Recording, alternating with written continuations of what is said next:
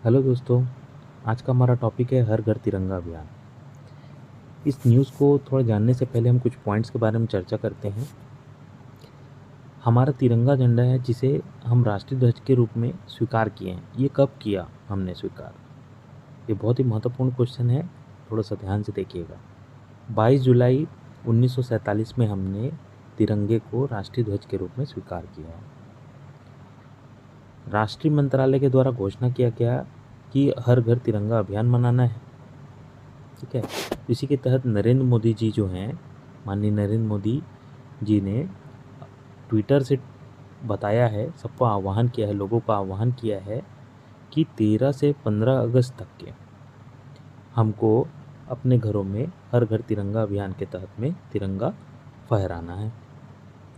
अब ये क्यों किए हैं, ऐसा क्यों कर रहे हैं आह्वान? ये ऐसा इसलिए कर रहे हैं ताकि लोगों में राष्ट्रीयता की भावना आए, साथ ही साथ रोजगार के अवसर बढ़ेंगे, इसलिए ऐसा किया जा रहा है। तिरंगा को फहराने के कुछ नियम होते हैं, ऐसे हम कुछ भी नहीं फहरा सकते, उसको एक नियम के तहत में फहराया जाता है। तो ये तिरंगा फहराने के लिए भारतीय ध्वज संहिता बनाई गई है। अब इस संहिता में ना कुछ बदलाव किए हैं।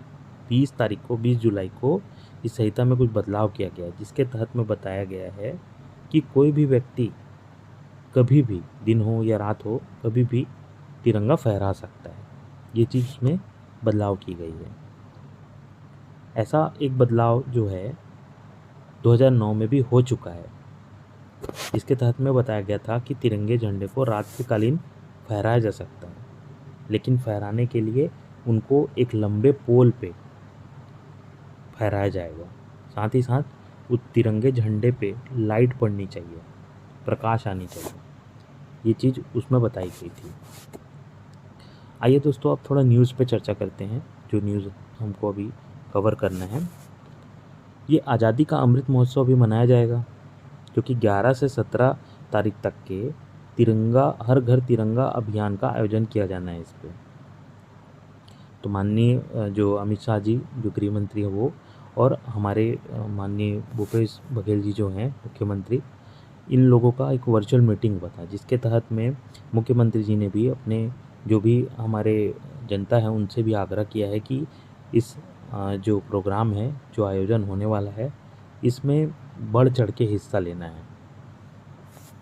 ठीक है, तो इसके तहत में क्या होगा कि हर घर में शासकीय कार्यालय, वाणिज्य संगठन, गैर सरकारी संगठन, सरकारी संगठन, है ना, और जो शासकीय संस्थान हैं, जो भी मतलब जो शैक्षणिक संस्थान है और जो भी जगह है हमारा, इत्यादि सभी जगहों पे झंडा फहराना है हमको इस अभियान के तहत।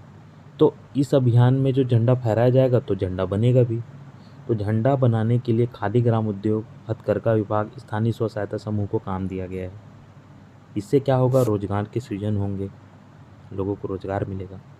तो ये सब किया जाना है। और इसको कौन चलाएगा, ये अभियान को कौन चला रहा है? तो संस्कृति मंत्रालय द्वारा ये चलाया जाएगा। ये चीज़ को हमको याद रखना है। अब कुछ छोटे मोटे और क्वेश्चंस है, उसको भी हम थोड़ा सा कवर कर लेते हैं। राष्ट्रीय ध्वज का डिज़ाइन जो है वो तैयार किया गया है। किसके द्वारा तैयार किया गया? पिंगली वेंकैया जो हैं, इन्हीं के द्वारा राष्ट्रीय ध्वज का जो वो है डिज़ाइन है, उसको तैयार किया गया था। ये एग्रीकल्चर वैज्ञानिक हैं, कृषि वैज्ञानिक हैं, और साथ ही साथ बहुत बड़े देशभक्त भी हैं। इन्हीं के द्वारा ये तैयार किया गया था। राष्ट्रीय ध्वज जो है उसकी लंबाई और चौड़ाई का अनुपात, जो कि बहुत सारे क्वेश्चन में पूछा गया है, पहले भी एग्ज़ामों में आपने देखा ही होगा, ये बहुत बार पूछा गया है। तो इसका जो अनुपात है, लंबाई चौड़ाई का अनुपात 3:2 होता है। ध्वज के जो चक्र होते हैं उसको क्या कहते हैं? तो याद रखिए, इसको धर्म चक्र कहते हैं। जो ध्वज है उसके चक्र को धर्म चक्र कहते हैं। इसमें इसमें जो है 24 तीलियाँ होती हैं, और ये नीले रंग का होता है। ठीक है, जैसे रंग भी पूछ सकता है कौन से कलर का होता है, तो ये नीले रंग का होता है। ठीक है, इसको अशोक चक्र जो है ना, जो सारनाथ का अशोक स्तंभ है, वहाँ के जो चक्र है उससे लिया गया है। ठीक है, एक चीज़ और याद रखना है, जैसे कि हमने पहले भी देख चुका है कि 22 जुलाई 1947 को राष्ट्रीय ध्वज के रूप में स्वीकार किया हमने। तो इससे पहले क्या होता था कि वो चक्र की जगह पे ना चरखे का प्रयोग होता था।